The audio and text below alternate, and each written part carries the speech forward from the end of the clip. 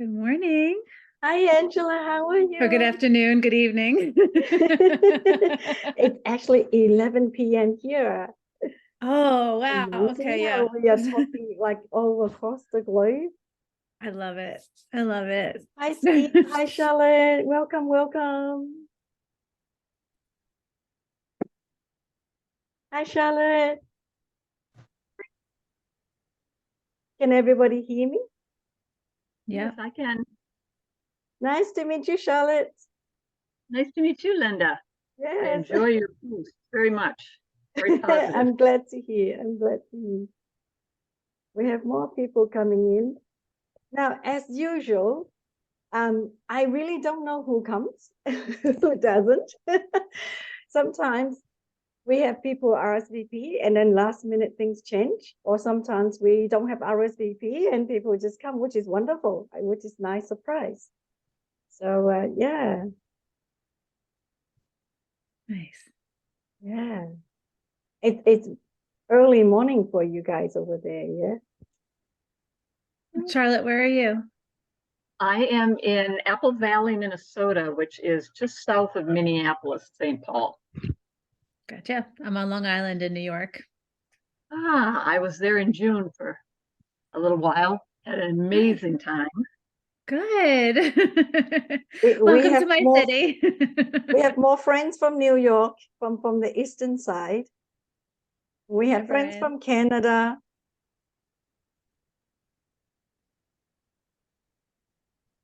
Hi, Fong. Hi, Clifford. Morning. How you doing? Good, good. How are you, Brian? I'm doing very well. I've Love been, the background, so colorful, so many oh, thank colors. you. I'm All of my looking at favorite colors. looking at Skip's last name, and there's a company in Spain that is a very large democratic employee-run company called Mondragon. So I didn't know if there's any relationship between his name and that company. Uh-huh. Not that I'm aware of. Okay. Not that I'm aware of. Now, Maybe you should be finding out if you're part of that democracy and get your stake. There you go. Get my interest. hi, Chris. Hey, Linda, how you Hi, doing? Fong. I'm good, thank you. How are you? Hey. So glad you can make it because I know how busy you are. Everyone's so busy. I'm so grateful everyone can make it. We're still waiting for a few more people. And David, unfortunately can't make it right in the beginning because he's got another show. He will be coming at the end. That's why he asked to be the last speaker. And David is the person that I wanted to connect you with, Skip, because you both are from the military department. Yes, it's amazing. I just love it how we are so diverse. Not only we are from all different countries, but so different field. Everybody's so different, and I love that. Hi, Clifford. Can you hear us? Just want to check you're okay. I can. Hi, Can you hear me? Tamara. Yes, we can hear you. Yes. Hello. Hello. So good to see you again. Oh, my video is not even on. You too. Yeah. Let's So I am just going to check that we have all the speakers, and as soon as we have all the speakers, we will begin. Everybody else can just come in. I think the only person we are missing is Natasha and Jay, because I know Natasha is coming in, and I know David is coming in a little bit later because he's got another show on right now. So I'm just waiting for Jay to come in, and then we can get started right away. Hi, Natasha. Oh, she's still connecting.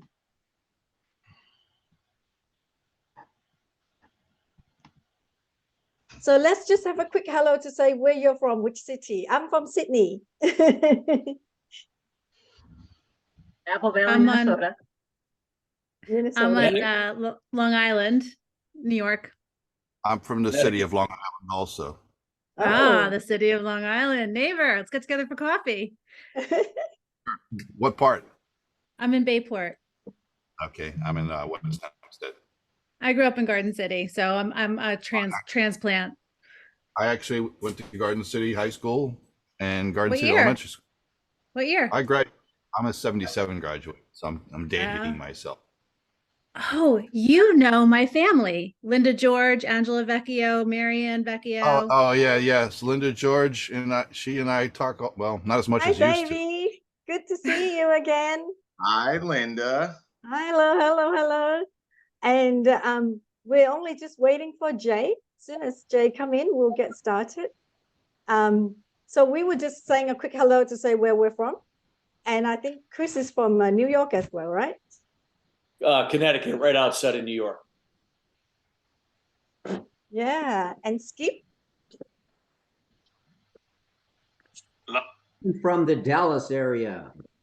There you go. And Tamara? I'm in the Ozarks, Branson, Missouri. There you go. There you go. Natasha, can you hear us? Just checking that you're okay.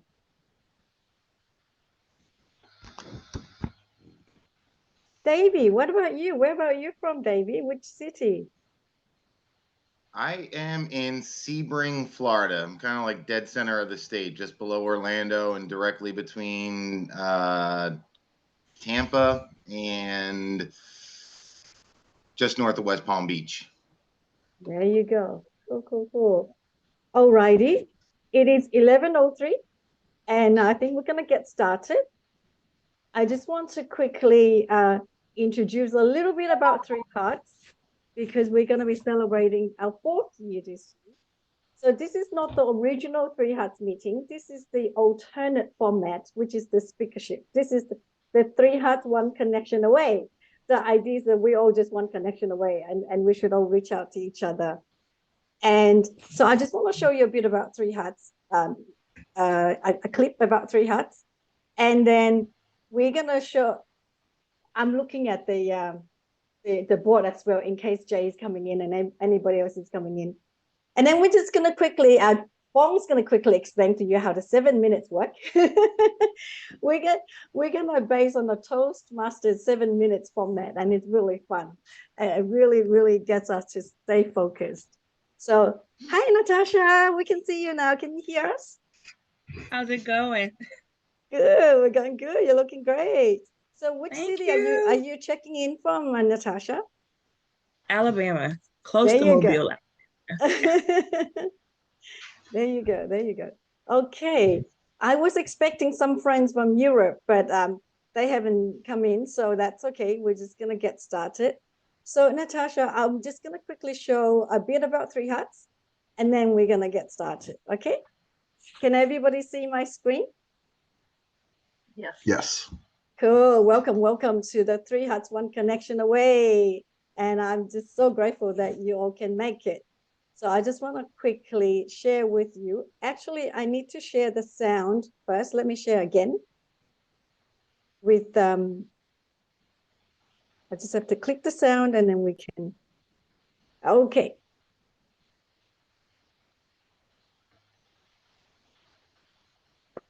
Give me a thumbs up if you can hear it. Just needs a bit of volume. Okay.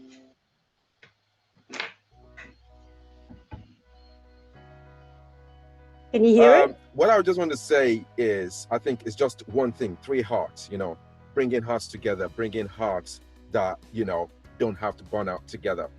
Absolutely a priority to be here. And I think when you make positivity and camaraderie a priority in your life, the rest of it is just going to fall in place. It's a platform where people can come in and be yourself. It's a platform where you can share your low, your highs, and your challenges. And I think the thing I really like about the platform is that, no one is looking at another person and say, oh yeah, that was their own life. We learn a lot. And I think it gets to a time where, You know, sometimes when we feel the emotions, I think that's actually what gets to me. Like, you know, when someone shares and you're able to connect with that, and someone else shares and you're able to connect with that, I think that actually does a lot for our mental well-being. And it is a very important aspect of our lives. I know people neglect the mental well-being on how we keep ourselves, you know, up, and we're so busy with life and things just keep going. But I think what I've found out, or what I've been able to observe from Three Hats meeting, is that it's a place where it's just calm, it's peaceful, and it's fun as well, because we get to play games and, you know, get interactive with each other, share those great times and share those low points where, you know, sometimes we're even vulnerable. You know, connecting no matter what people's stories are, how diverse we are, yet how real we are as people as well, that there are so many commonalities as well. All my life, I grew up with the expectations of what was important was what I did, not who I was. And so I never really learned who I was, but I know what I can do. So that's a whole different, at 76 years old, that is a whole different aspect that I'm having to explore that I should have explored 40 years ago. And did not have the opportunity, let's put it that way. So this is an opportunity, I think, for a lot of people to challenge themselves to not just look in the mirror, but look beyond the mirror and discover who they are in a safe environment. And this has been a very safe environment. So that's what I have to say about that. I'm a very quiet person. I don't like to talk much. I only talk when I'm at work, which I have to. But I found, so I was feeling a bit isolated in my own life, like circle, not really connected with other people that much. But then today I feel like, because I met everyone here, I found it's not really that difficult for me to connect with other people and to talk.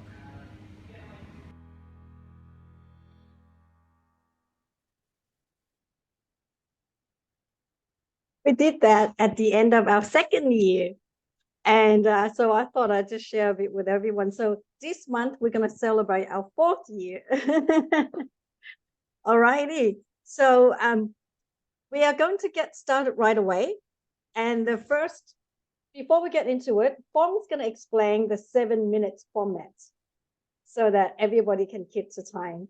And once he's finished explaining that, I will introduce the speakers. Here we go, Fong. Hey everybody, welcome. It's a joy and honor to be amongst all of you amazing people, and can't wait to hear all you guys speak and share your insights.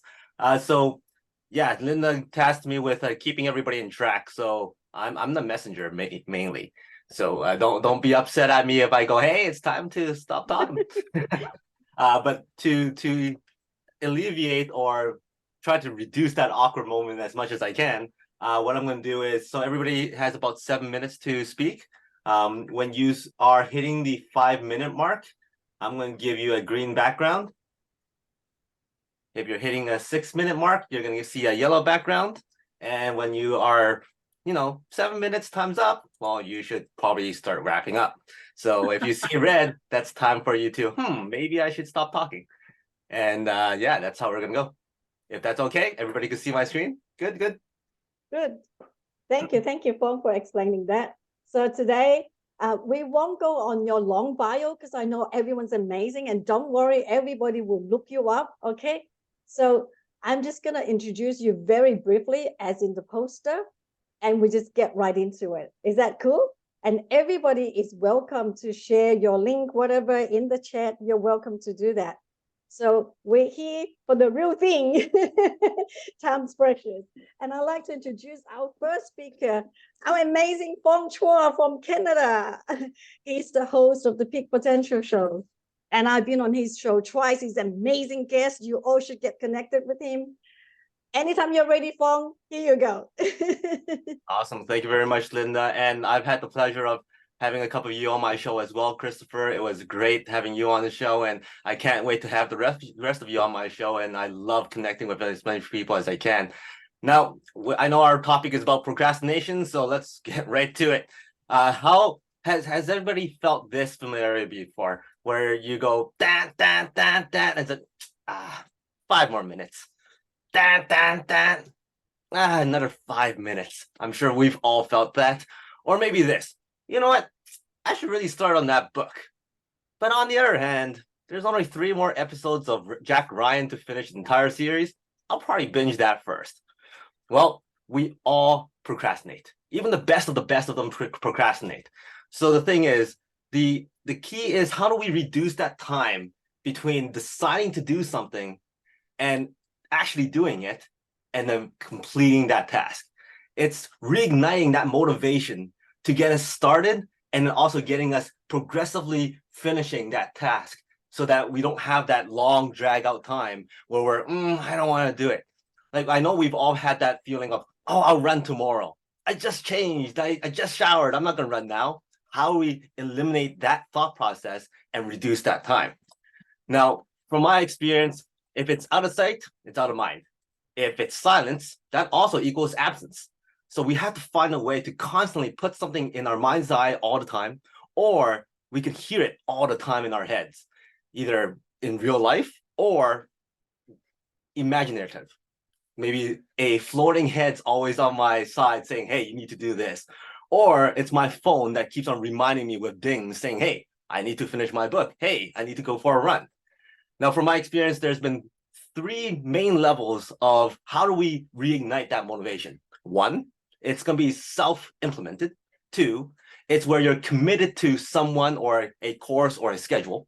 And then 3, having the people around you to tell you, hey, we're in this together. Let's make everybody grow and improve. So a few quick stories about how each one of these levels has applied to myself and how I've utilized these to eliminate that procrastination as much as I can. So level 1, I said, is that self-implement. Daily rituals, daily habits, daily routines that you can put in front of your face all the time so that you remember to do something. So for instance, maybe you have to do something like, I'm going to go for a run. So maybe you have posters or notes on your phone, on your fridge, on your TV. Hey, go for a run. For myself, I've actually changed some of my passwords because I've read this amazing article on how a password changed my life. And if you get a chance, find this online. It's an amazing story. I highly recommend it. But this person was not exactly happy with how his life was going, and he decided to change the passwords on his computer. And the reason being is you access your computer 3-4 times a day, and every month you have to change that password. So what happens is every month he had a new goal.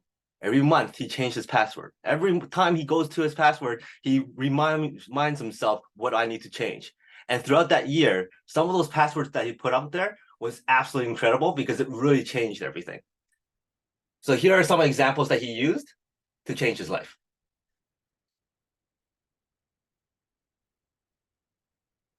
And it's one of those visuals that you keep on seeing all the time in front of you. I had the opportunity to interview a world champion fitness athlete. And I asked her, hey, how do you stay motivated to work out all the time? Well, she goes, well, I took a before photo of myself, put it right beside my alarm clock, and every time I wake up, I see that picture, and I'm going to go for a run. For myself, I've always said, hey, I need to wake up early, anywhere between 5 to 5:30, and then go for a run. I've said that for years, but I haven't done it until I saw my cousin every single day posting on Facebook saying she's going for a run, and you could see her going for a run. So therefore, I woke up one day, 5:30, went for a 20-minute run, and then I posted on Facebook, day 1. Oh, now I'm committed. I don't want to look like a failure or a quitter, so day 2, day 3. I was consistently up to 2 years, 760 some days, until I had another situation that I had to block that. But then I have that routine going, and I'm still waking up early now. So what do you do to force yourself to commit to something and eliminate procrastination? So the second thing I want to talk about is committing yourself to a course, to someone, to a schedule. I got to interview a multimillionaire in the direct sales area. And his superpower, as he says, was, I'm gonna sign up for everything that I can if I want to do something. If he wanted to learn a language, he signed up for a class. If he wanted to learn how to cook, he signed up for a class. He would sign up, and then he would have that constant scheduling to keep him going. So for myself, if I wanted to learn about real estate, I signed up for a class. If I wanted to do a lot of speaking engagements, I would say, yes, I'll speak. Yes, I'll speak. I have this situation where somebody in India asked if I wanted to speak. I go, yes. I didn't care what time. I go, yes, I'll figure it out. What do you want me to speak about? Leadership? No problem. I'll be there. How long? 20 minutes? No problem. I'll be there. I said yes so many times. I didn't even ask about what the theme of that whole conference was until I found out it was on water conservation. I'm like, well, I said yes. I'll figure it out. So commit yourself to a schedule, to another person, find out how to do that, and then you eliminate that procrastination. And then finally, level 3, surround yourself with amazing people who's going to push you and challenge you. My biggest issue about doing videos was I said I couldn't do it. I couldn't look at the camera, I couldn't do a video and all that great stuff. Until I went to a mastermind class and go, hey, I can't do this. One person stood up and go, well, why don't you commit to 1 video a week? I'm like, okay. And all of a sudden another person stood up, well, if you do it, I'll do it. Within 2 minutes, we had 4 or 5 people within that mastermind saying, hey, if you do it, I'll do it. And then right away, somebody pulled out their phone, went on Facebook Live and says, hey, the 4 or 5 of us are committed for a whole year to do a video a week. What are we talking about, Fong? Well, I'm on the spot. And then now I'm in competition. And also I've committed myself live. So therefore, that's how I started doing all my videos. And that was about 800 videos ago. So the thing is, those 3 levels are vital. How do you force yourself to see things all the time in front of you, to remind yourself, hear that stuff all the time? 2, commit yourself to a schedule. 3, to commit yourself with a whole bunch of people who could push you, challenge you, and make it fun and competitive. And that's how you can eliminate procrastination easy, because it's no longer out of sight, out of mind. It's no longer silence is absence. It's now when you see it, you'll become it. And the more you hear it, it becomes more clear. And that's how I eliminate my procrastination. Back to you. Yay, that's amazing. Thank you so much for that. And now, just to keep rolling on, we have Chris. Chris Salem is known to be the trusted advisor and a whole lot more, a whole long bio. And Chris is the expert in doing speaking. And we're so blessed to have Chris here today, because he's always jetting everywhere to speak. Whenever you're ready, Chris, thank you. Thank you, Linda. Good to see everybody here, and happy Saturday morning, or wherever you are, evening for Linda. So yeah, great. I'm glad that Fong really kicked off everything in a great way to kind of set the stage and how we can crush procrastination. What I encourage everybody to do is to kind of take what you hear from each other, because we all learn from one another, to see what resonates best with you, and to take one step from what you heard today that resonated with you, to put that into action. So what I'm going to share with you today is just a different perspective on how we can crush procrastination. And procrastination is something that comes naturally, unfortunately, to all of us. We're kind of born with it, because we came into this world with a survival mindset. And the survival mindset is designed to protect us from certain things that can make us feel uncomfortable. What I'm going to share with you today is, getting to the root cause of things that can allow us to procrastinate more on a frequent basis, above and beyond just the survival mindset that we're born into this world with. Many times we procrastinate because we are operating from what we call self-limiting beliefs. And self-limiting beliefs are things that we develop during our child development years. They're forged during our development between the ages, usually around 5, 6, into our teenage years. And oftentimes we pick up these things from a parent or parents, or some type of authoritative figure that had an impact on us in a positive and negative way. Now, these limiting beliefs, once we get into adulthood, can play out in terms of how we respond or react to life situations and other people. This can impact our confidence, can impact our self-esteem, can impact how we communicate to ourselves and others from our inner critic rather than our inner champion. Many people who are passive or aggressive communicators tend to operate from limiting beliefs. I know that for a fact because I was one of them. I'm a recovering passive aggressive communicator.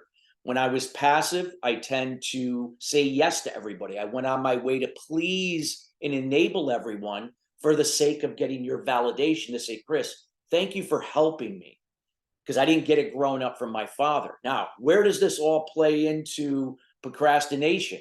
Well, a lot of times with procrastination, we don't approach things or look at things that can serve us because we're afraid that what people might think. We're afraid that if we fail, that we're going to let ourselves down or people are going to look down upon us.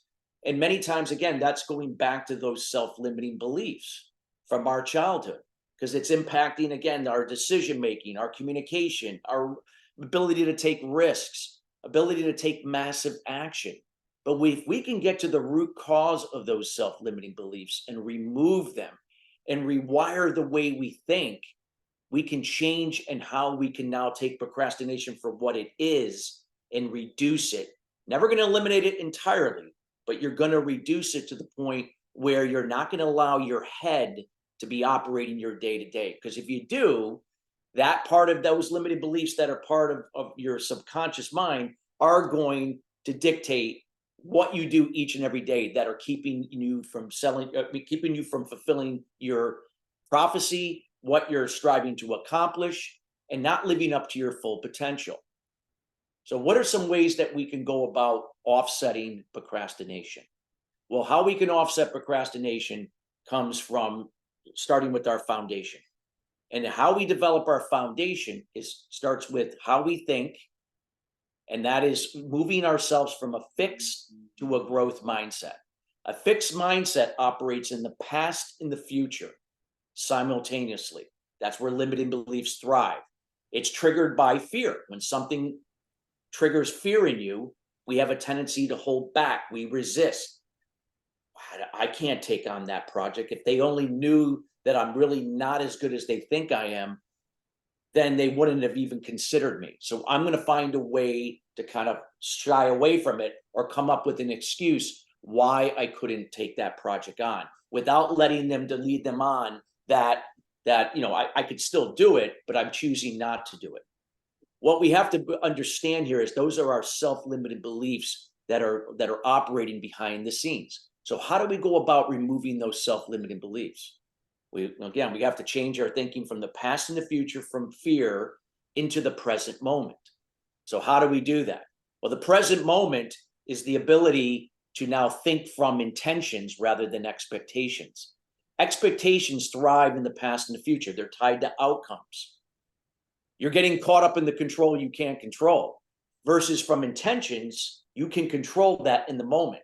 You're allowing yourself to trust the process of what you can control, letting go of what you can't to move forward. So it's developing a routine, and a routine can start with meditation, journaling, working out, reading, taking a cold shower, but taking one habit at a time. Don't try to do everything at once. That's why most people can't stick to a routine, because they try to do everything at once and they fall off the wagon. Do one thing that you know that will serve you and do it for 30 days. You do it for 30 days, add another, and then do another after 30 days. And after 6 months, you'll have a routine. You'll see how it will change your thinking. Meditation and journaling allowed me to eliminate my limiting beliefs, the need for validation, to operate in the moment. I operate from intentions, not expectations. Now I'm going to leave everybody with two things. The two things that are going to allow you to shift away from a fixed to a growth mindset is discipline and consistency. If you rely upon your mind and your head to get you up in the morning to do the things that normally you will put off, you're going to fail every time. You do it regardless. Discipline. You don't give your head the chance to talk yourself out of it. Discipline, and then be consistent. Not once in a while, every day, to do the things that will serve you forward That will change your mindset from the fixed to the growth, operating from intentions rather than expectations. And you'll see your life change as a result of it. Thank you for the opportunity to share. Thank you, Chris. Thank you. Thank you. That was brilliant. And now I'm just going to allow sharing screen first because Brian is next. And Brian is the CEO and founder at The Effective Way. And very, very similar to Three Hats, the way Brian operates. So whenever you're ready, Brian, the stage is yours. Okay. So Chris and Davey and Tamara and I circled each other in other venues along the way. So many of us know each other, and they may remember that I kind of think a little differently than a lot of people do. So I'm just going to use a PowerPoint here to kind of visualize that. You might have seen this be put up on the group over the last few days. So it's just a vision. And then this is like all the typical stuff that people think about in terms of procrastination. But I want to share a different perspective on procrastination. And I just start with the definition that's commonly used, which is to be slow or late about doing something needed to be done. And so often that leaves us with a sense of either judging others or being judged. And I really am not a big fan of judgment. And I want to use the etymology for the word, which is forward tomorrow, which is what procrastination really means. And so it's going to have an interesting perspective for me in terms of looking at the typical reasons. And Fong and Chris just mentioned a couple of those things in here. You know, one, this is what I like to do, just so you can understand me first. The reason why fun and mood is there is I focus on things that make life fun. And I will actually put things off that are not fun for later times. And that may be what people get anxiety about, or whatever the case may be. And I'll explain to you why I look at things a little differently. But it could be low motivation. There's too much effort. It could be I'm just in the middle of something. I can't change gears. It could be I have depression or fear or trauma. It could be limiting beliefs, as Chris had mentioned before. There are all kinds of reasons why people can procrastinate. And the common fixes are admit that you have a procrastination challenge, pick an environment where you can focus, get some support so you have people who are working with you or maybe an expert to get you through the process, eliminate distractions, all these typical things. Chunk it down. If you're overwhelmed, just chunk it down. I could spend all day just talking about all the mechanics of what you can do to overcome a moment of procrastination. But what I really wanted to do is focus on hold yourself accountable. Another phrase that I feel has judgment attached to it. When you're saying I need to be held accountable, it means you might not be doing good things or the right things. And I want to point out that there are different perspectives on what accountability really means if you look at it in a way that is healthy. And so on the left, I have this picture of non-positive results. And on the right, I have a picture of what are the positive results of procrastination. And you can look at the left side says stress. The right side says lower stress. The left side says physical health issues. Right side says you can actually improve your health. The left side says you can have mental health issues. The right side, you can improve them by procrastinating. What's going on here? Why is it that if I have social issues in non-positive view, but I have success, social success in a positive view, what makes it so that I have this different relationship with procrastination?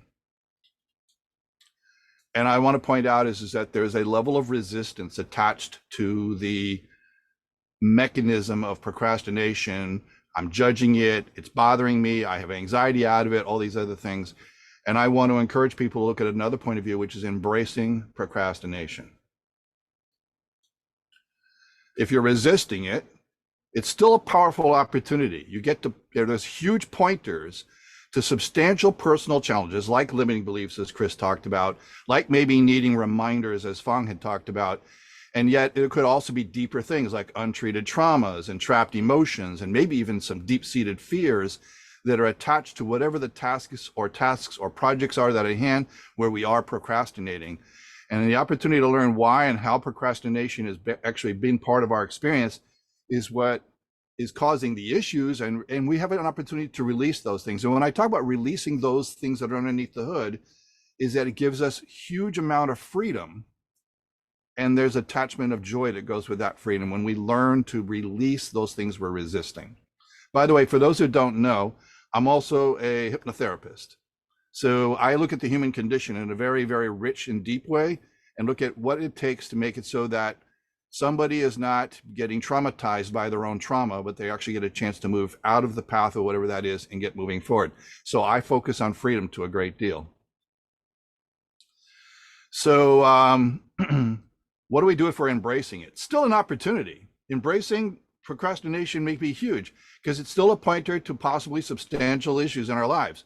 But I like to look at, why would I procrastinate? Well, I get an opportunity to celebrate life. I may be getting to know myself. I may be being in the now. I may be have a more opportunity, more of a chance of moderating the energy and time utilization by virtue of embracing procrastination. It might make me more creative to embrace procrastination. We'll talk about that in a minute. And deadlines can be more stimulating or get me more focused. And that's part of what can happen for me. And do more in less time. So sometimes if I'm under the gun because I now have something that needs to be finished, I can get a tremendous amount of stuff done in a very short period of time because I'm super focused when I have a deadline and I've just procrastinated to my heart's content. So I want to stop talking about crushing embracing in my experience and how I have supported so many people by embracing procrastination, by looking at the ideas that it's an opportunity for us to discover and resolve personal issues. Absolutely. It's also an opportunity to live life more fully. And because you guys, Fong and Chris, did such an outstanding job, I'm almost done because now I'm back to the definition. To be slow or late about doing something, I actually think that definition doesn't really apply in most cases. It really is about being procrastinous, which is forward and tomorrow. It's about embracing life. And I actually would argue that for a full and joyful life, always put off to tomorrow what you can and be present and with yourself to live life to the fullest. Therefore, embrace procrastination. What experience in the human condition is more often, if not always, worse? I will tell you this, it's a real thing. It's called precrastination. I spend a lot of time on this subject with people who have developed such a sense of anxiety that they actually got to get everything done before they can go out and have life. They have to get everything done. They have to have their checklist complete before they can feel whole. And it actually takes them out of the present and puts them into the future.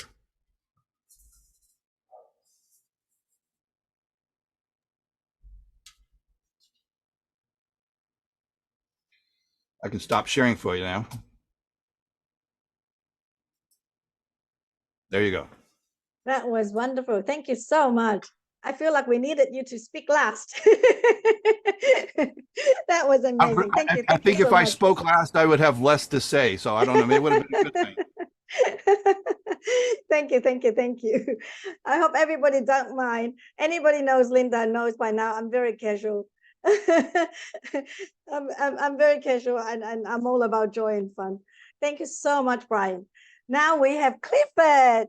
Clifford is all about, well, Clifford has another big bio story too, but currently as a coach, Clifford focuses on system and operations.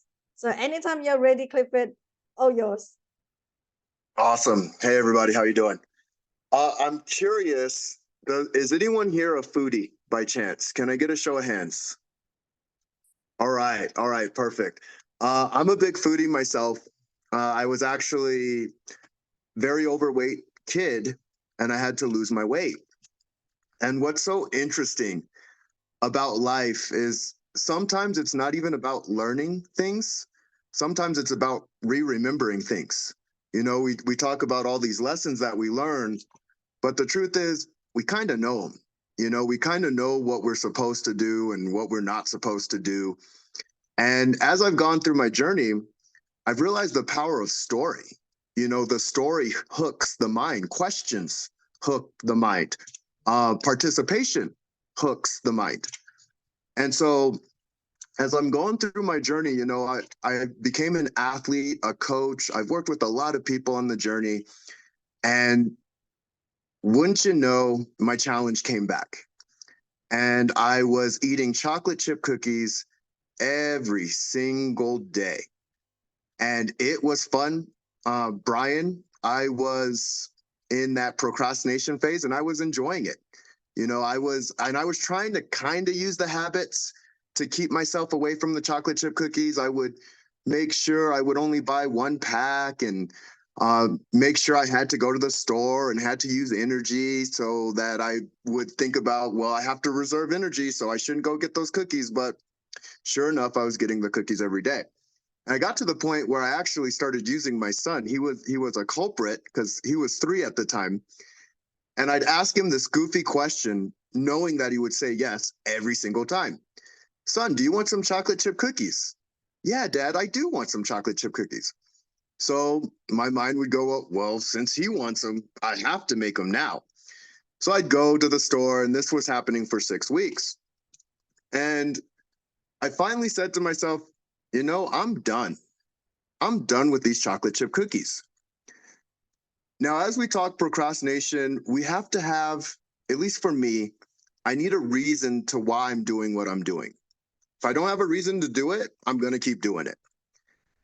And so I remember saying, I gave myself a pinky promise to one of my clients. And my pinky promise was, I'm not going to eat chocolate chip cookies for 2 months. That was really interesting. She said, well, what's the consequence if you do? And I said, it's already been done. You see, my core value is integrity. And when I say I'm going to do something, I'm going to do it. It's been in me since I was young. What I'm really good at doing is uncovering what people do and how they think and why they think the way that they think. Everybody has core values, every one of us. And so I just ask, what's that thing that's going to make you do the thing that you need to do? I'm never, ever the solution. I just dissolve the problem. Instead of saying, oh, I got to fix this, I got to figure this out, it's not for me to figure out. It's for us to figure it out. I just ask questions. The things that have served me, since people want 3 exercises, 1, it's being accountable to people I respect. Now, what's interesting about me, I have a very abstract mind. I respect everybody. I do.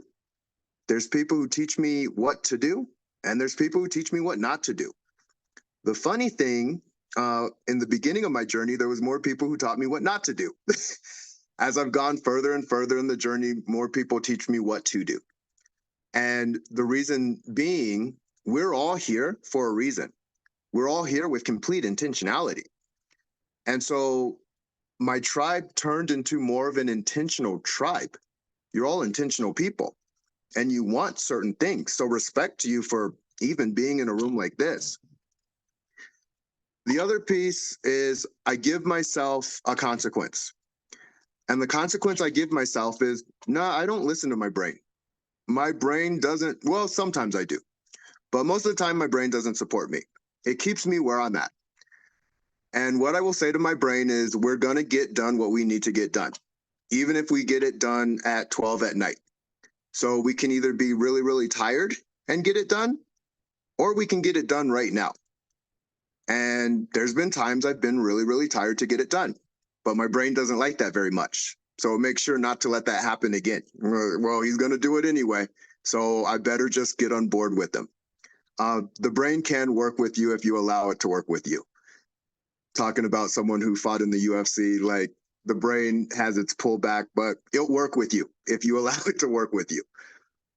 And then this was when Brian Tracy, and I kind of used a remix of what Brian Tracy said. So Brian Tracy talks about eat that big frog first. I ultimately think, just eat a frog. Are you going to eat a small frog? Are you going to eat a big frog? Are you going to eat a medium frog? I don't care. Just eat something. Because momentum is a game changer. And one thing that I say about people, we are so amazing. Sometimes we should just, in fact, if everyone can just give themselves a pat on the back for me, I would appreciate that. Because it's about reminding yourself how amazing you are. Because you always are. And all life is an opportunity. whether we're procrastinating, whether we're not procrastinating, whatever we're doing, we get an opportunity. And for 6 weeks, I had an opportunity to eat some amazing chocolate chip cookies with my son. And afterwards, I also had an opportunity to not do it anymore and figure out why I didn't do it. And hopefully it serves someone else on their journey. So I'll end with a quote because it's one of my favorite quotes. Jim Rohn, he says, "Don't wish it were easier. Wish you were better." So better is a moment and easier is a moment. Life happens in moments. And so ultimately, all I try and do is have as many good moments as I can as I'm going through my journey. And I hope I was able to serve you. Thank you. Yay. Thank you, thank you, thank you. That was amazing. Thank you so much. And next, we have Tamara. Tamara also have a very long bio, as you all do. And many of you already know Tamara. For friends who don't know Tamara yet, she's the first global next impactor and a cancer community and a TV host and a whole long list and a best-selling author as well. Whenever you're ready, Tamara. Are you guys ready for some fun?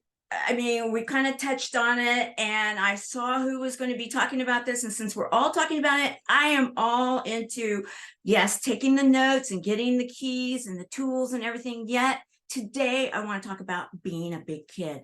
I'm going to ask first a question. Did you make your bed this morning? Raise your hand. Who made their bed? Uh-oh, we have a skip. Okay, you know, it is said that if you make your bed, change the world. You know, Admiral William McRae, he actually SEAL San Diego. I'm born and raised there. My uncle was actually a SEAL commander before him. And, you know, I did run in a family that you had to have the hospital corners and everything. So the thing here is patterns. I'm going to talk about that. Let's talk about words.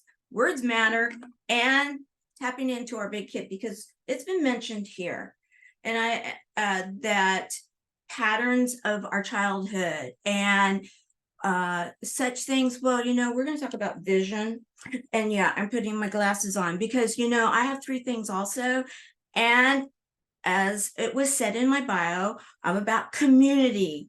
We believe in humor, hope, heart hugs, and a whole lot of love. I like to have fun. So we're going to talk about turtles, believe it or not, and it's going to all make sense. When I was a kid, Yertle the Turtle, one of the very first Dr. Seuss books I ever had. And did you understand what the story was all about? Yertle was the king of what he saw, the vision. Okay, we have to have a vision if we're going to procrastinate to not get to the vision, right? Okay, so what is your vision?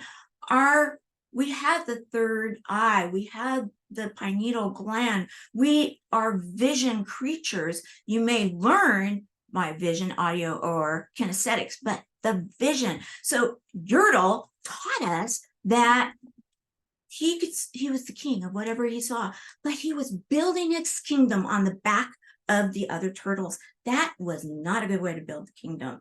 And what happened? The guy on the bottom was his back hurt. They were building it on his back. We don't want to be doing that when we have our vision. So be true to your vision and then look at the community. It's been mentioned, do it with others, all sorts of things like that.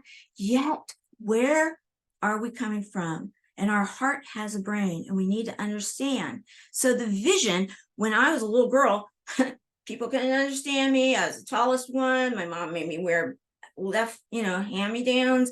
I was the awkward kid and I had pigtails that were long and I had to wear headgear and no one could understand me. To say I was an ugly duckling was an upgrade. So what happened though is that my grandmother had me fly up to visit with her. And here's this upward child, and she's walking through, wise woman. She's walking through the airport with me, my hand in hers. And I see this woman in a pantsuit. She's beautiful. She's being so kind to others. And I'm just watching this woman. My grandma says, you're really connecting with her, aren't you? And I said, yeah, I am. And she said, take a picture. I didn't have a camera. Take a picture with your brain. Take a picture. The vision. So I took that picture. Okay, we're going to go on with number 2, I am. And we're going to talk about Joe. Joe, a bigger turtle. He's not the original Joe, but I had a Joe on my bed that I made every morning. Wink, wink. Yeah, no, I had to. And then I wanted to. The I am statement, Joe, because I was kind of awkward, remember? Upgrade. So the fact that Joe was there and I talked to him and I'd say, you know, I am loved. You love me. I am special. You love me. I am. And then I grew up. And guess what? I ran for the Impactor. I started late. I was at the back of the pack, 200 people throughout the world. Yeah, I stood up and I said, I am the next Impactor. My name is Tamara Hunter. I am. And guess what? The night at the Stam Mansion, they called it out. I am. See, I had the vision. I had the vision. Yertle the turtle, the vision. And I put Joe to the test. I am. And then we're going to talk about squirt. Squirt. Oh, yes, squirt. When I got that call from the doctor and it said, you know, yeah, you're going to visit with us a lot for a few years because, you know, those 3 words, many don't know, many do. And I knew I was going to be okay. I am healed. I am healed. But Squirt was my first live turtle.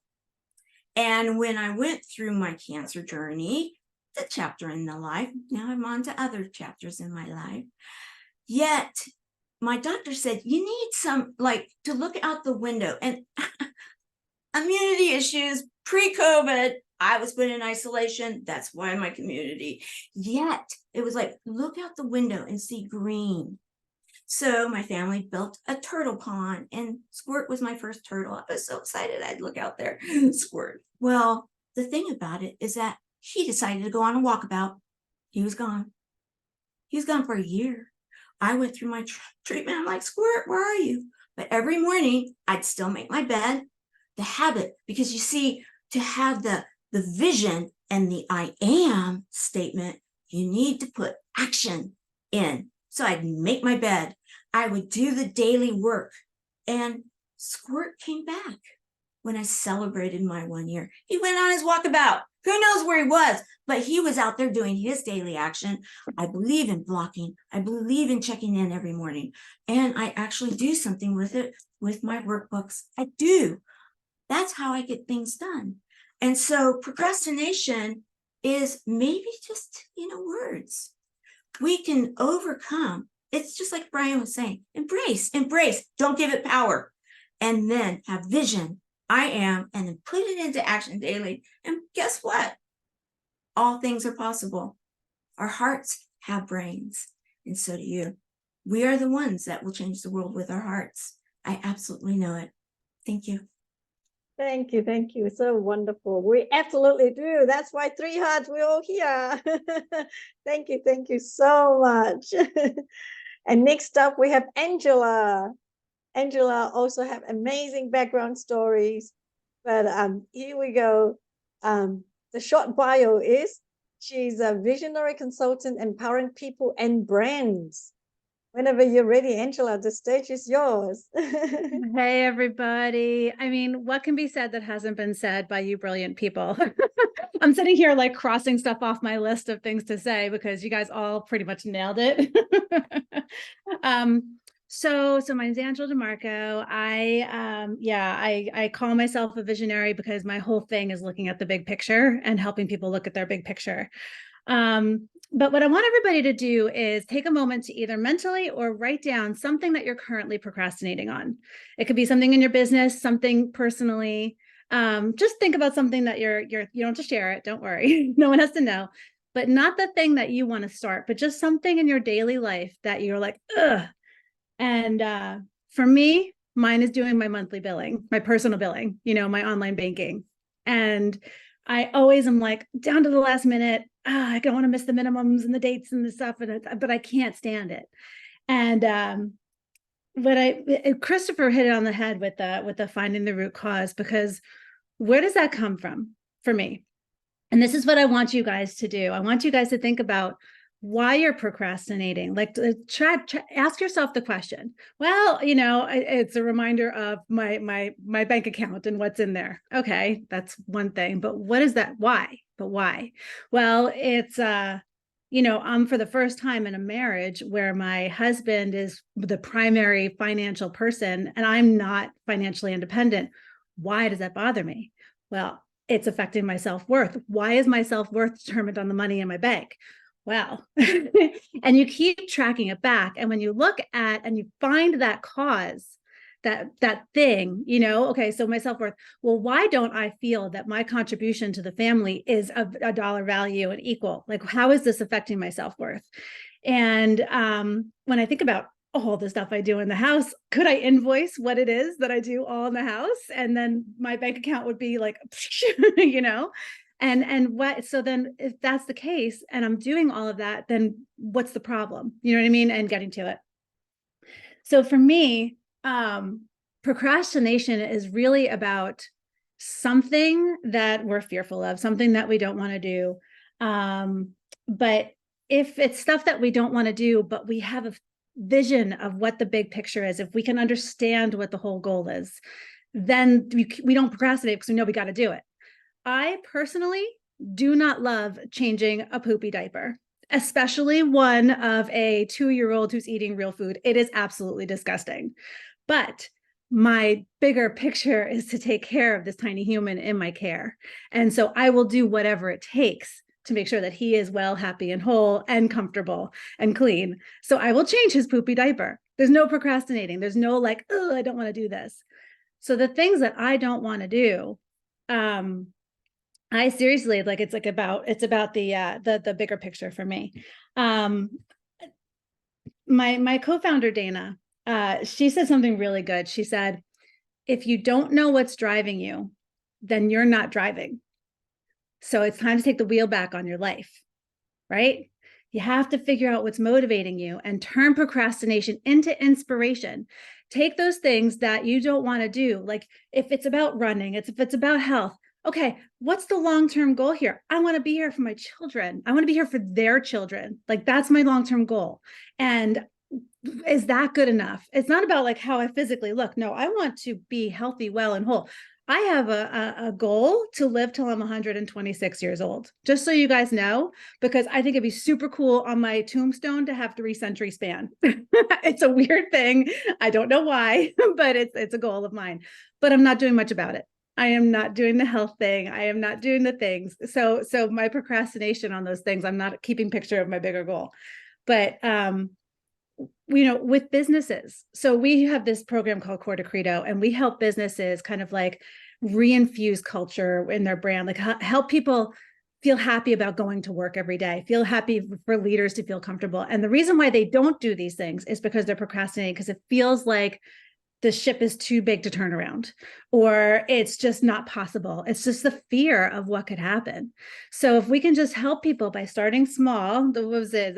Someone talked about eating a frog. Clifford, I think, eating frogs. It doesn't matter how big the frog, just start eating, right? And Dana always says, and I quote my co-founder all the time because she's the brains behind our operation. So everybody look up Dana Sardano. I'll put her in the thing, but she says, how do you eat an elephant?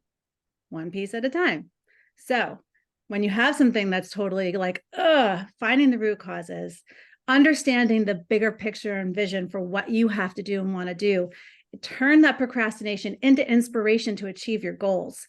And that's it. That's all I got for you guys. I mean, everybody said everything else, so I don't want to drone on and on because I want to hear more from you guys. Wonderful, wonderful. Thank you so much. Everyone's been so amazing. And the next we have is Dr. Natasha Jones. Like everybody, the title is all so big. And I'm sure everyone will share the links to make sure everybody share the link to connect with each other. Oops, sorry, I just clicked something. Just bear with me. Yeah, so anytime you're ready, Dr. Natasha Jones, the stage is yours. Thank you so much for having me. Fong got me over here nervous and my heart beating because he ain't about to red zone me, okay, y'all? So I'm watching him and I'm watching the screen, and I'm excited to be here to talk about how to crush procrastination to help overcome, delay, and achieve your goals, okay? So negative reasons why people procrastinate. This is what they struggle with the most, is the negative part. Everybody don't focus on the other part of procrastination because there are two parts.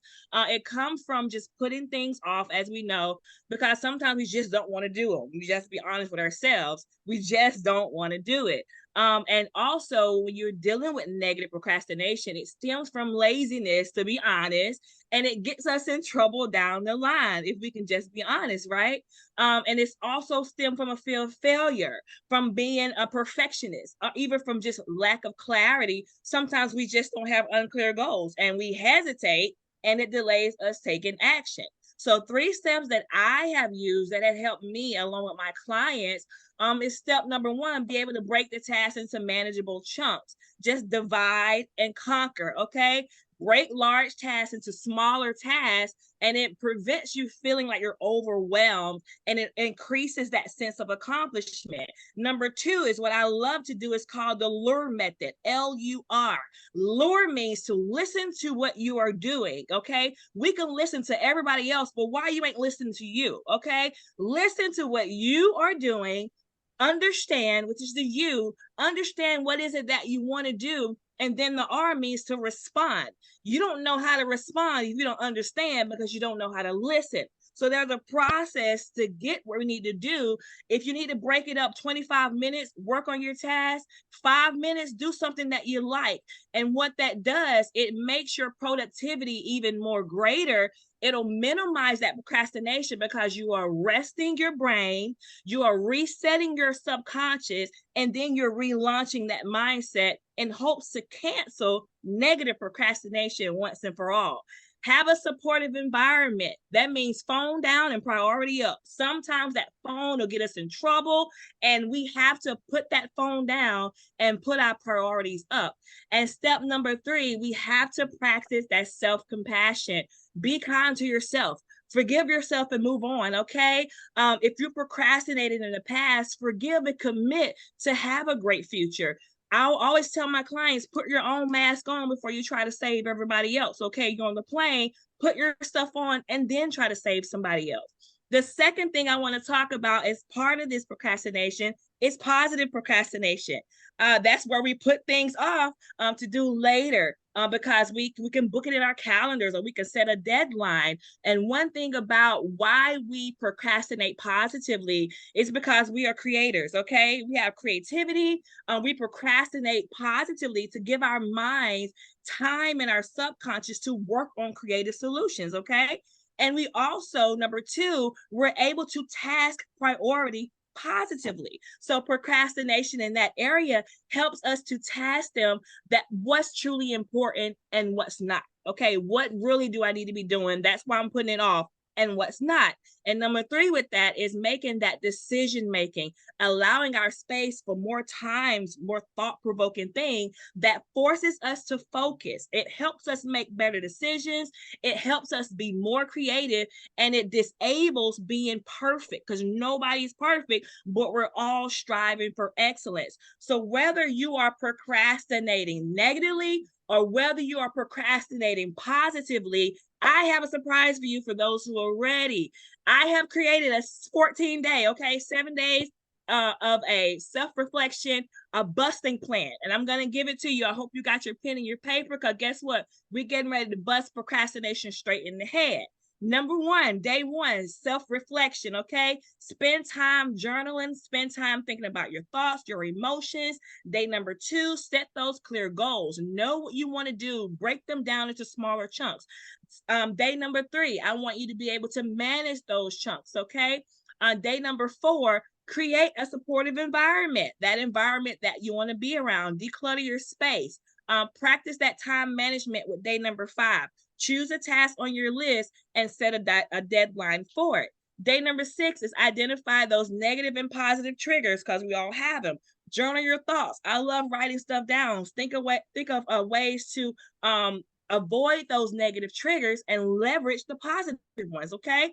Day number 7 is cultivate that mindset and self-compassion. Embrace that growth mindset and practice self-compassion. Practice forgiving yourself. Each plan is designed to help you build that strong foundation that's going to help you overcome procrastination. And hold up, because we have the Get Ready to Crush It 7-day procrastination busters challenge.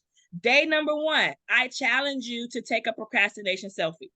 Take a selfie, share it on social media, challenge a friend to join you on this challenge.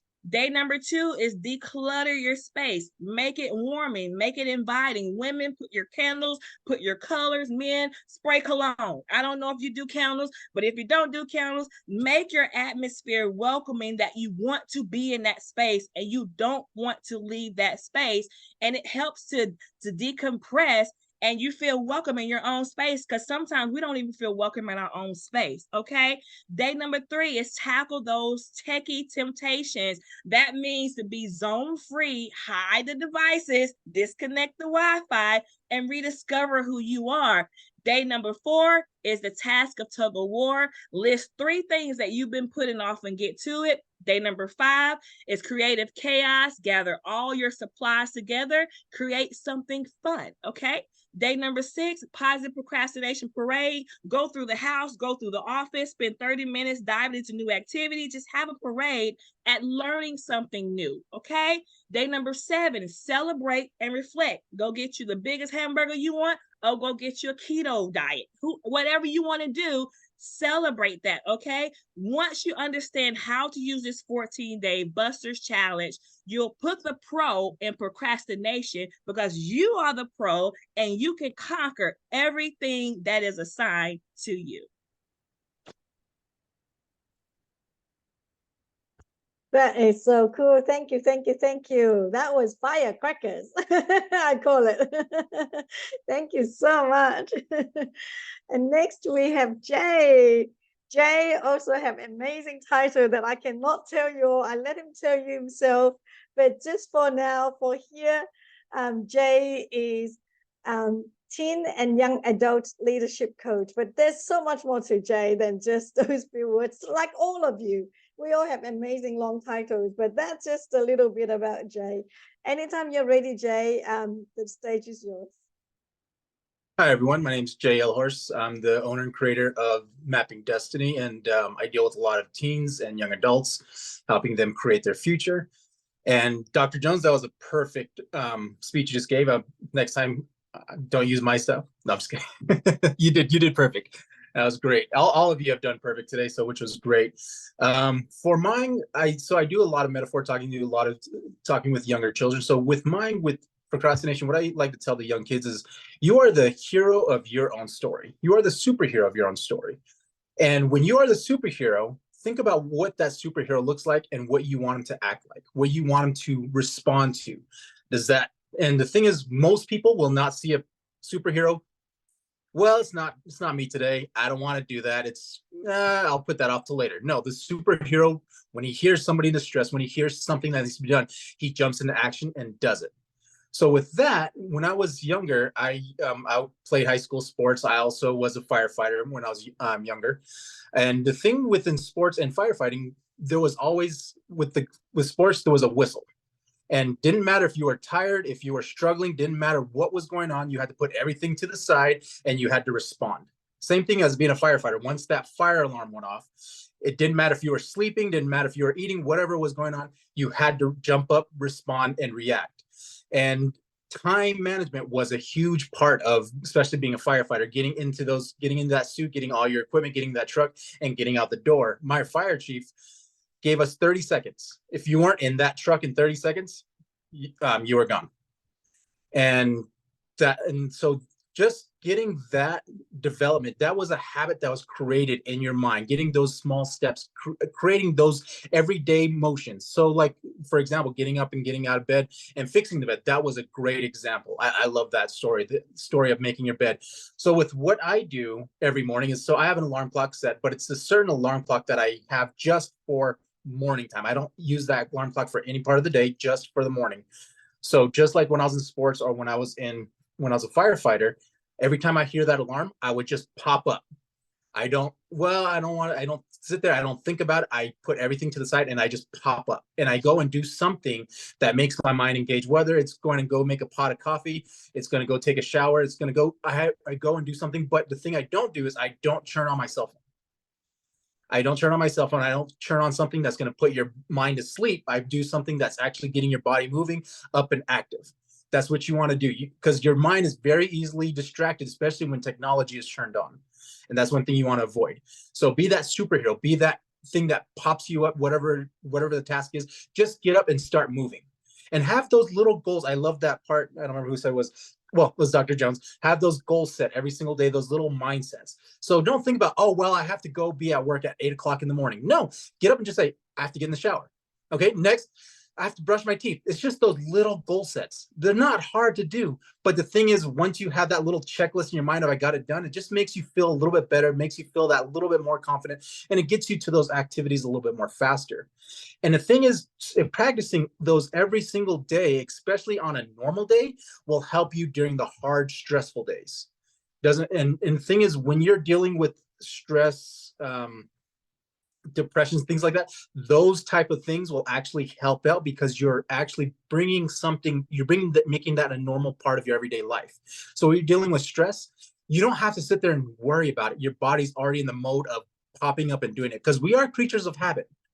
And having that normalcy in your day of just popping up, getting things done, getting in the shower, getting your teeth brushed, getting to work, getting in that vehicle, those every little things actually help when you are dealing with stressful times, because you don't have to sit there and think about it. You don't have to sit there and worry about it. Your body's just in that mode of getting it done because it knows what it needs to get done in those everyday environments. So when you are thinking about procrastinating, just think about yourself. You're that superhero.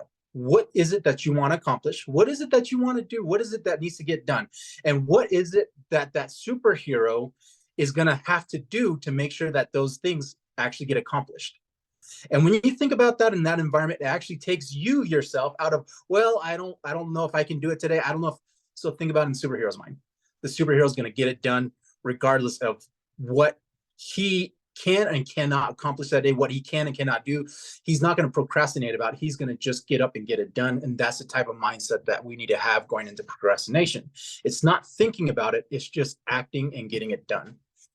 So that's where I teach a lot of the young kids about procrastination, just getting up and getting that habit of routine, getting it every day set in your mindset. And it's just setting those small goals, getting up, getting those small goals accomplished, getting up and getting those little things done, which in turn, those small things turn into big accomplishments, and those big accomplishments will turn into everyday life adventures. So like Linda was saying, I do have 4 jobs. I do those jobs. I multitask on a daily basis, and everybody's always asking me, how do you do all these things? How do you get them all done? It's just exactly that. My superhero tells me, okay, now I have this, now I have that, I have this, and I do have a calendar set every day. I do live by a calendar set mind, but it's more of, what do I need to get done? What is my superhero willing to do today? And my superhero, in my mind, never fails, ever. So in my mind, you just get that mindset of, I can never fail because my superhero will never fail. Well, thank you, everyone. I'm going to keep it short today. Thank you for letting me share that message with you. You guys have a great one. Thanks. Thank you, Jay. That's so awesome. I could see all the kids following you. That's so amazing. Thank you so much. And next we have Skip. Thank you so much, Skip, for your patience. Skip has a long title as well. A TEDx speaker. He's a wrestling champion.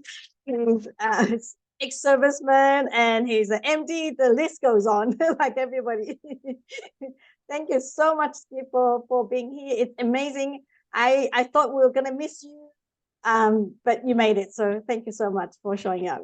The stage is Thank yours. you, Linda. And good morning, everybody. Wow, what a fabulous group. And thank you, everybody, for sharing. So I was thinking about this, and so much has been shared, so many wonderful things. And certainly with procrastination, oftentimes the thing that goes through my mind, I should be upstairs finishing that report. I should be working on that landing page. I should be, and how often? And what am I doing? Well, I'm checking something here, or I've got the clicker there to the TV. Just 15 more minutes, and I'll go upstairs and work on that. And how often do we get in? 15 minutes becomes 30 minutes, becomes 45 minutes. And some research will show when they try to classify procrastination that we can be different type of procrastinators. An anxious procrastinator. We can be there, there's plenty of time procrastinator, the fun procrastinator, or the perfectionist. Now I'm wondering, which of those are you, or combination are you? Think about that. Are you the anxious type? There's the plenty of time type, the fun type, or the perfectionist. You see, I fall into a blend of the, there's plenty of time, and the perfectionist. And that's what gets me hung up.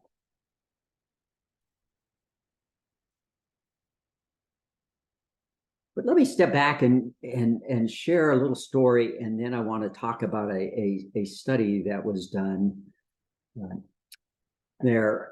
Back in 2012, I had been back about a year from my second tour in Iraq, and I'm a wrestling junkie, an amateur wrestling junkie. And in fact, my kids would call me a wrestling groupie because I follow wrestling. I try to take pictures with world champions, national champions, Olympic champions, get their signatures, have posters, have wrestling cards, watch matches. I'm a wrestling junkie. And I had the wrestling bug. I still wanted to compete back in 2011, 2010, and 2011, but I was deployed. And so sitting up in the stands, watching the Georgia State wrestling finals for the high school boys. My son had just finished a very storied career, and I was looking at a wrestling magazine. And I said, son, I'd like to compete. Would you help me prepare? And pointed to the dates in May. This was mid-February. And Joey, my 18-year-old son, says, yes, Dad, but you'll have to do everything I tell you. Well, let me ask. What 18-year-old boy would like to be able to say that to his dad? So Joey became my training partner, my trainer, and my manager. Now, mind you, I was in very good physical shape, very good. But wrestling is a whole different beast. And so we would begin working out on the mats about 3 days a week. In between, I was doing my other workouts. And oh man, I'd come home from practice. Could hobble into the house. Honey, I think I'm gonna go soak in the tub and sit on the couch with an ice pack here, an ice pack on my knee. And my wife would jokingly say, hey, have you had enough yet, old man? Have you had enough? No, dear, no. So this went on. In about the first 6 weeks, oh my goodness, you could just feel that. My son said, Dad, you need to add a early morning workout so you can begin to start bringing your weight down, because I was going to be wrestling in the 57 kilo class, and that's about 127 and a half pounds. I said, okay, son. So I'd get up about 30 minutes early, get out of bed. When my feet would hit the ground, oh my gosh, I just like, but I'd say, Skip, get moving, just get moving. And I'd get out there. In about 6 weeks, there was this starting transformation. Ooh, feeling good.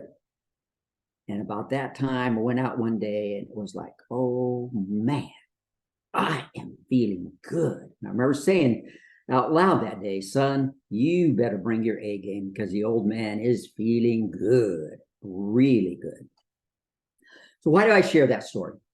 Because I had this vision, and we've heard about that today. I had this vision. I wanted to compete in the Veterans Nationals. And when I say Veterans Nationals, the old guys club, all right? I was 56 at the time, and I wanted to compete. And I did not want to get hurt competing. I wanted to bring my best. And so I had that vision. I was willing to do whatever my son said we needed to do.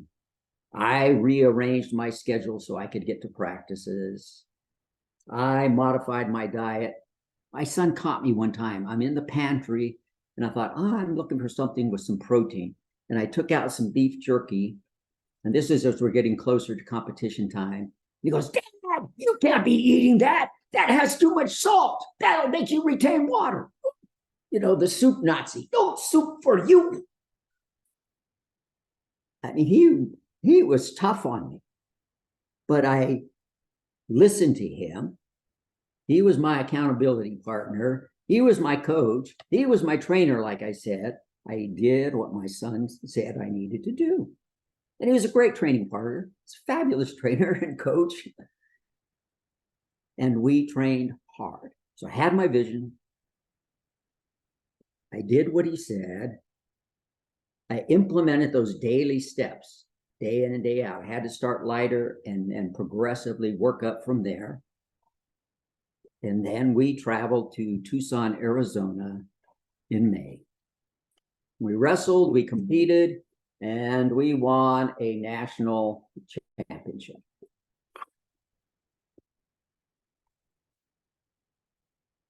We had fun and we celebrate. So many of those other elements of what we talked about here and others have talked about were incorporated in that.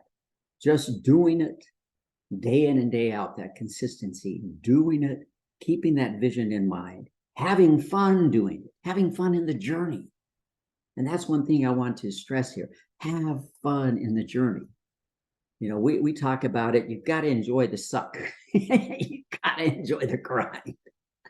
Because wrestling is like no other sport. It is hard, but you've got to learn to enjoy it. And if we can learn to make things enjoyable and enjoy the journey and celebrate the victories along the way, I'd get a great move on my son in practice, and all the kids in the room would turn around and go, oh, what was that? And I would just kind of grin and think, oh yeah, that was pretty slick.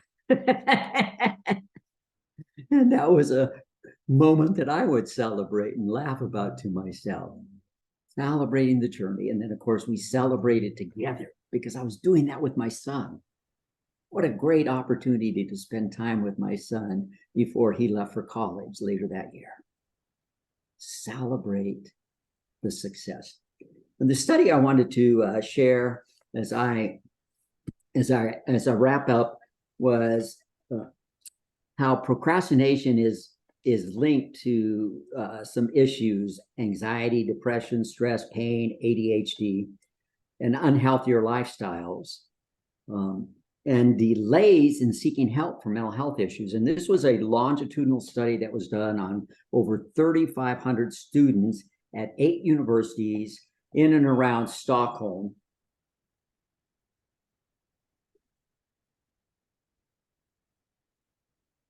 I just was getting a call, excuse me, and what they did is they evaluated them every 3 months for about a year.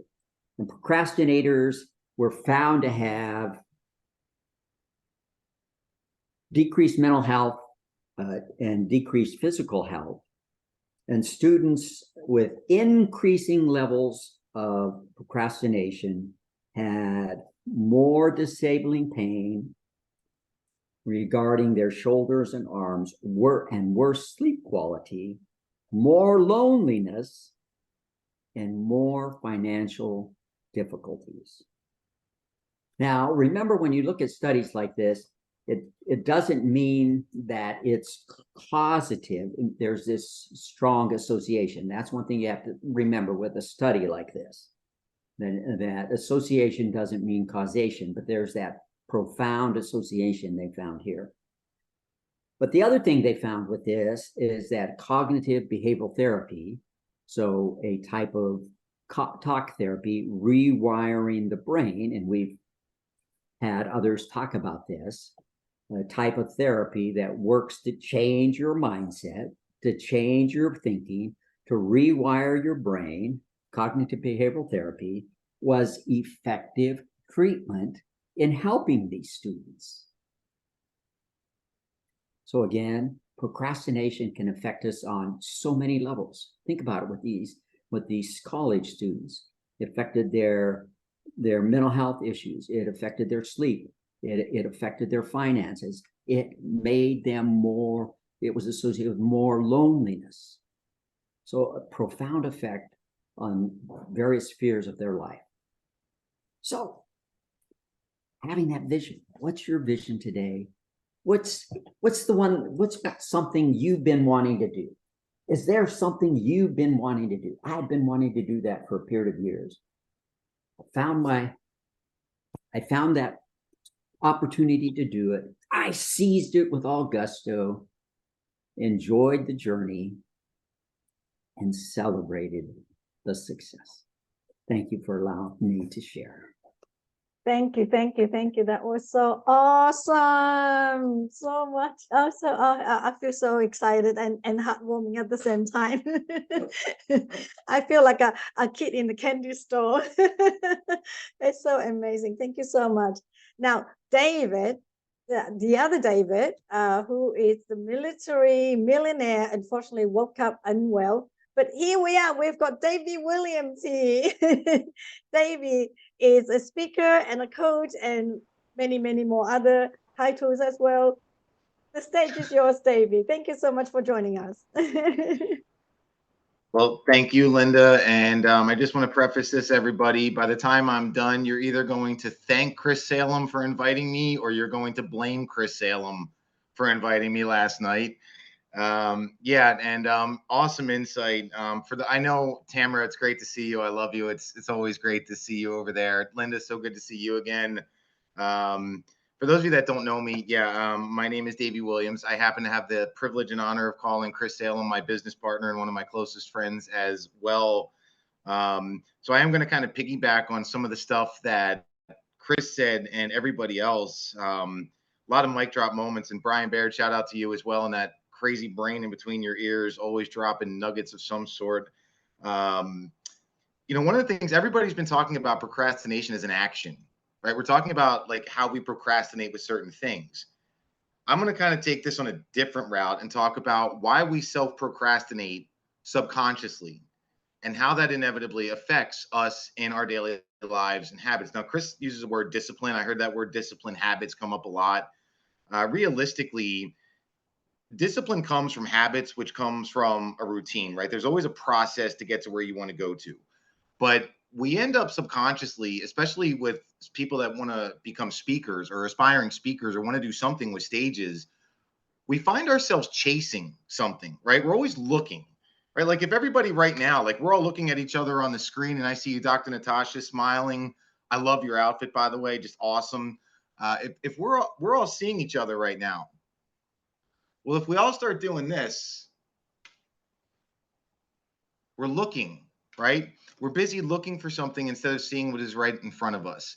So it's very important for people to remember that in order to not procrastinate as best we can, because we are human beings, we got to call it what it is. I've heard that you got to embrace the suck. You got to embrace the fact that we're humans and we make stupid choices.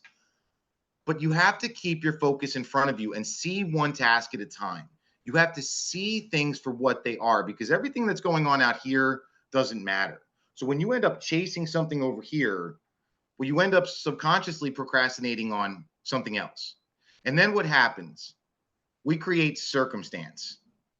Now, at that moment, we have an opportunity with circumstance to either make a choice and take actionable steps to offset that, or continue to avoid it, put ourselves in a reactionary state, and enable consequences. And that is a very dangerous road for people to go down when you think about that, right? Like it's just a perspective shift that I'm doing here. So I'll give everybody an analogy to think about when it comes to procrastination, because I think that a lot of people get so bogged down and disappointed with themselves when they realize that they've taken more time to accomplish the task than they really wanted to take. And it's a banana. Now, whether you like bananas or not, the reality is if you go to the store and get a banana, I like mine more on the greener side. I like them a little firm unless I'm putting them in a green smoothie. But you know, when you go to the store and you get a banana, the skin is green. If you leave it on the counter, what happens to the banana? It starts to brown, right? So look at that like procrastination. You had a great idea and it was green, and all of a sudden now you've got this ugly brown banana sitting on your counter. Most people will throw that out and discard that. And think about that in life and business. You procrastinated on something and you just drop it, like it doesn't even become a priority. But you know, you can freeze the bananas. You can make banana pudding out of that. There's so many things that you can do with the brown banana. So even though you may procrastinate on things, even though you may not hit your target where you want to at a certain time, realistically, use the procrastination to your advantage. And like Brian said, he's right. The Latin procrastinatus, moving forward. You can't avoid procrastination because it's a byproduct of the process. Shout out to my business partner there for the byproduct word. It really is. So see your process for what it is, and you will attract all the results that you want to achieve. Stop chasing them. And it's okay to go bananas once in a while if you make a mistake, because you can always make use of that. At some point, you can repurpose that to your advantage.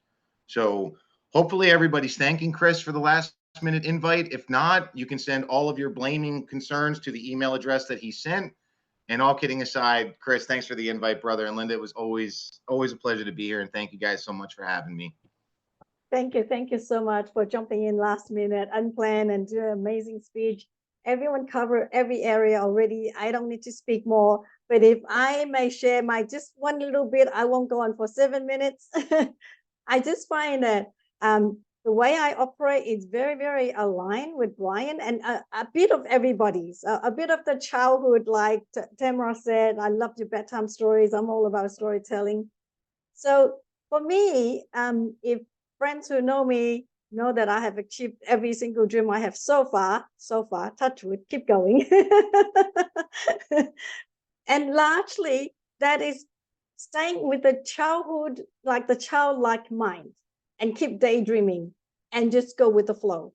So that's why my keynote speech is follow your heart, follow your dreams. And I just keep following the flow. So I don't actually make the bed every single day, but I will make it if I feel like it. I will not make it if I don't feel like it. So I'm very much going with the flow.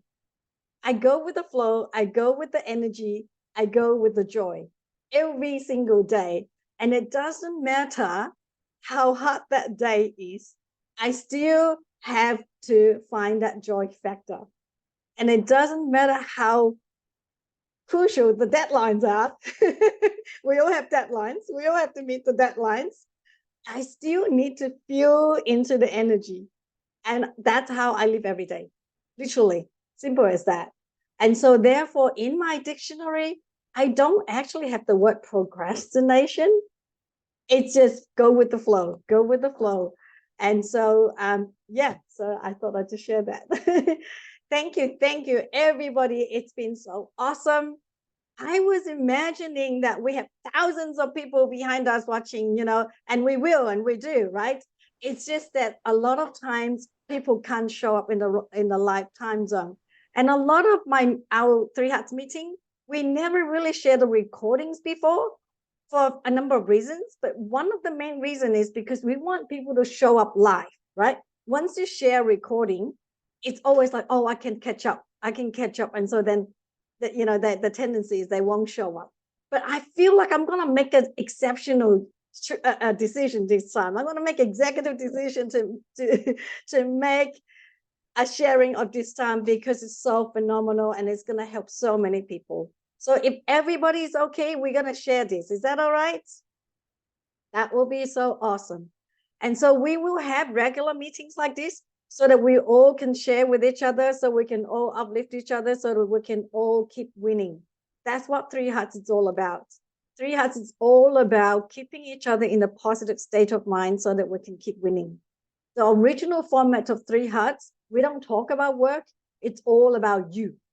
Okay, so that's why after COVID, now during the COVID, right from the beginning through COVID, we helped so many people, so many lives has transformed. But after COVID, life moves on. A lot of people do want to talk about work. That's why I have formulated this second format. It's called Three Hearts, One Connection Away. We are all just one connection away. And so that's why there's two different formats of meeting. I would love to invite you all to the other one as well. And so keep in touch, stay in the Three Hearts group. For new friends, it's Three Hearts Connections Global on Facebook. That's where we communicate. So I want to say thank you once again, everybody. It's been awesome. Everyone stayed on. Everyone said, you know, I might have to go at 1 hour time, and we're now 1.5 hour time, even though we go bang, bang, bang, bang. Thank you so much, everybody. If anybody have any last say before we say goodbye, it's please do. And if anybody like to stay back to network, it's okay too. I'm still here. Anybody else like to say a last word before we go? You're welcome, Charlotte. Thank you. Thanks for joining us. Hi, Jemima. So glad you can join us. And if I missed anybody's long bio, please just look each other's up. Dr. Natasha Jones is transformational speaker, as you can already hear. She's obviously demonstrating that. Well, I was to say it's good to see Tamara, Chris, and Davey, who I've known for a while. Good to see all the new friends. If it's all right with all of you, I will reach out on an individual basis just to enrich our connections, and whether we're new friends or old friends, it's all about the relationships. That's right. And in the next event, I would invite everybody to please share when we have the event. And the more we share, the more we can benefit each other. I really hope that we do, because otherwise, if everybody just rely on me to bring in the friends, it will be a bit restrictive. Because I know for a fact that all of our friends, all of our followers do want to hear from us, right? Besides your posts, they do want to hear you talk. They do want to hear your tips, your strategies, everything that you got to share. Because the post alone is not enough, right? So whenever you do come to join us and do speaking, please do share so that your audiences get a chance to really hear you speak as well. So thank you so much. Anybody have any other question, anything else to share? Charlotte, did you want to say something? Sorry, you're still muted. Let me unmute you. Can you unmute yourself?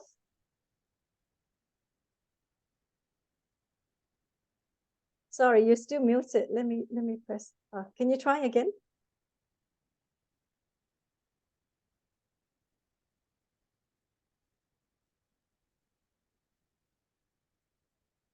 Do you know how to press? You know, at the Linda, microphone. Yeah. Linda, send her a ask to unmute so she can just hit the yes to the question. So.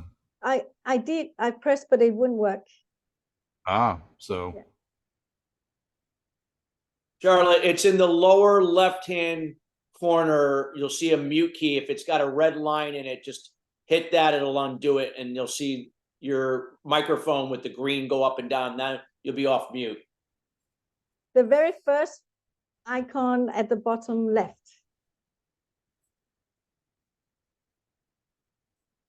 We can't see.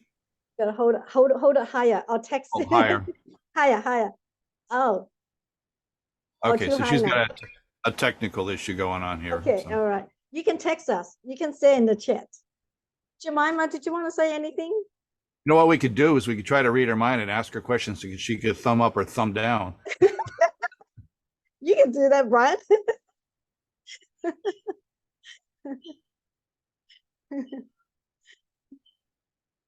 Jemima, you all cool? If you have any questions, you can text us. Linda, I need to talk to you about logos. Okay, I don't know sure. Or you want to do it while you're still in your evening, or do you want to wait until another time? Oh, we can talk. I sent it to you already. I invited. I got it. That's why I need to talk to you. So, okay, cool. I can stay on. Anybody else have anything else for me? I just want to say one quick word before Chris go. Chris, I am working on that link for you. It's just that the platform needed to have some changes. So that's why we haven't had it yet. Cool. Thank you so much, Fong, for doing an amazing job. I love your screens. I love all those characters. That's so awesome. Fong is just always really amazing when we do live events. So this month, 30th, or not 30th, when we had the first Three Hats meeting in 2019, it was the 26th of September, so the last weekend of September. So this year is our 4th year. So this is the first of the field of the celebrations, so-called, of the Three Hearts meeting. And so I would love for you all to join us more whenever we have it on. I will post in the group, so keep an eye out. And I know that everyone wants to do formal speakings like this and sharing your amazing ideas, but with the original Three Hearts meeting, Davey has been to it, Jay has been to it, to one, Fong has two, and Skip has two. Actually, half of us have, where everybody can tell you then. It's very casual. It's all about you. We don't talk about work, but work happens behind the scenes. Why? Because once we get to know each other, everybody wants to deal with people who know and trust naturally, right? So many business, many collaborations already happen behind the scenes. But I create this one so that we all can truly collaborate and talk about work. So Jay already shared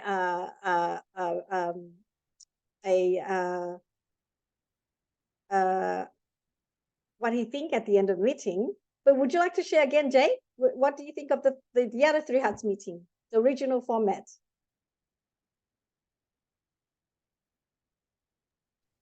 I enjoyed it. It was a good meeting. I liked how it just was very interactive to you, and it just made things more personal. And everybody was able to share and comment. And it was very informal, but it was very. I liked it. I enjoyed it. It was a great experience. How about you, Skip? You joined one recently. Would you like to share too? It's intriguing how individuals will answer the questions. You talk about that game format and how disarming it is. You come in, and I didn't know anybody other than Linda and I had had a little interaction before. And so you come into this with other complete strangers, and yet you feel so welcome. It's very disarming, and it's the opportunity to engage with others at a deeper level and in a very safe environment. And so I'd highly recommend it to others because it was delightful and the time goes by very quickly. Fong, you've been to it too. Would you like to share too? Yeah, it was great. Good place to share experiences and get to know everybody a little bit better, and not just a business talk or a networking kind of thing, but just to get to know people from a different perspective. So it's always nice to join into those situations. That's cool. Davey, you've been into one, but long ago. Do you remember? Well, I'm not that old that I should forget, Linda. So thank you for trying to point out my age. I know I have more gray hair on my face than Thanks, I did last Charlotte. time. No, awesome job as always. Great insight. And that's the cool thing, Linda, your energy kind of just feeds out to everybody else, the river kind of flowing into the greater body of water. So always awesome. Great to meet some new people. Fong, I loved your backgrounds, and I'm jealous of how good looking you are in that great attire that you have on as well. So shout out to you as well. You're welcome. There you go. Good to see you smile. So no, Linda, this was awesome. And again, thanks, Chris, for inviting me. And it was great to be here. Thank you, everyone. Excuse me for interrupting. I finally figured out my technical issue. Yay! Oh, everybody's got to go now. Sorry. See you, Charlotte. Yeah, exactly. I knew it. I'll break my heart. Persistence pays off. I wasn't procrastinating, honestly. But I just wanted to thank everyone for their words of wisdom, and you've been very welcoming, and I look forward to future events. So thank you very, very much. Sure. Welcome, welcome. I'm so glad you can make it. Thank you, everyone. And we'll stay in touch, get into the group, and we'll let you know about the next one. Bye for now. Bye.